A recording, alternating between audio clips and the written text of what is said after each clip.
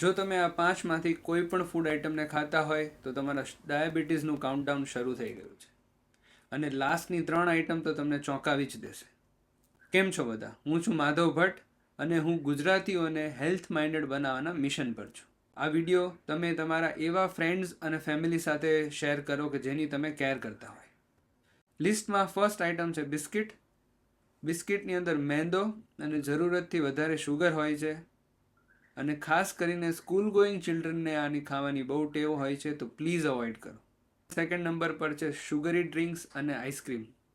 આપણા બધાનું ફેવરિટ અને સમરમાં રોજ રાત્રે ખાવાની ઈચ્છા થાય એવું, પણ આની અંદર કોઈ જ ન્યુટ્રિશન નથી, પણ ભરપૂર શુગર અને હાર્મફુલ ફૂડ કલર છે, તો પ્લીઝ અવોઇડ કરો. થર્ડ આઇટમ પર છે ફ્રૂટ જ્યુસ.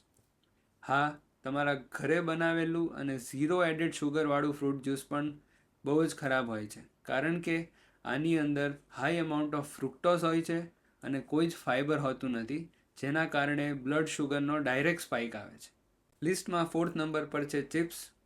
પણ તમે કહેશો આમાં તો શુગર આવતું જ નથી, પણ આની અંદર છે એમ્પ્ટી કેલરીઝ અને high amount of trans fat, જે લીવરને ઇન્સ્યુલિન બનાવવામાં નેગેટિવલી ઇમ્પેક્ટ કરે છે. આ લાસ્ટ પણ મોસ્ટ ઇમ્પોર્ટન્ટ આઇટમ છે હાઈ કાર્બોહાઈડ્રેટવાળી વસ્તુઓ, જેમ કે વ્હાઇટ બ્રેડ, પિઝા અને પાસ્તા.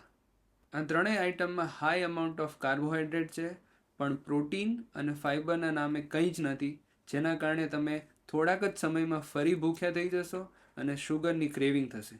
હવે આ બધી જ આઇટમ ખાવી છે, પણ ડાયાબિટીસ જલ્દી નથી જોતું, તો ફોલો કરો મારા નેક્સ્ટ વિડીયોમાં, જેમાં હું તમને ટિપ્સ કહીશ.